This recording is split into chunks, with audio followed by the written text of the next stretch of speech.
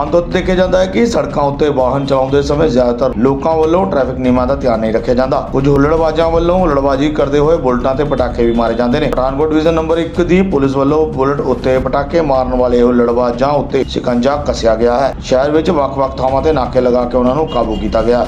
ਜਿੱਥੇ ਗੱਲਬਾਤ ਕਰਦੇ ਹੋਏ ਥਾਣਾ ਮੁਖੀ ਨੇ ਦੱਸਿਆ ਕਿ ਪੁਲਿਸ ਪ੍ਰਸ਼ਾਸਨ ਵੱਲੋਂ ਚਲਾਈ ਜਾ ਰਹੀ ਮੁਹਿੰਮ ਦੇ ਤਹਿਤ ਅੱਜ ਬੁਲਟ ਤੇ ਪਟਾਕੇ ਮਾਰਨ ਵਾਲਿਆਂ ਨੂੰ ਘੇਰਿਆ ਗਿਆ ਹੈ। ਉਹਨਾਂ ਉੱਤੇ ਸਖਤੀ ਵੀ ਕੀਤੀ ਗਈ ਹੈ। ਉਹਨਾਂ ਨੇ ਲੋਕਾਂ ਨੂੰ ਅਪੀਲ ਕੀਤੀ ਕਿ ਸ਼ਾਂਤੀ ਵਿਵਸਥਾ ਬਣਾਈ ਰੱਖਣ ਵਿੱਚ ਪੁਲਿਸ ਦਾ ਸਹਿਯੋਗ ਕੀਤਾ ਜਾਵੇ।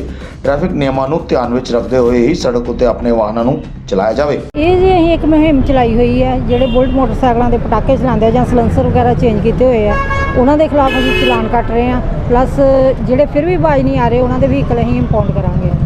ਉਹਨਾਂ ਨੂੰ ਇਹੀ ਕਹਿਣਾ ਚਾਹੁੰਦੇ ਹਾਂ ਕਿ ਉਹ ਸ਼ਹਿਰ ਦੇ ਵਿੱਚ ਕੋਈ ਵੀ ਇਹੋ ਜਿਹਾ ਕੰਮ ਨਾ ਕਰਨ ਜਾਂ ਪਟਾਕੇ ਵਗੈਰਾ ਨਾ ਮਾਰਨ ਜਿਹਦੇ ਨਾਲ ਕਿ ਵਾਇਲੇਸ਼ਨ ਫੈਲੇ।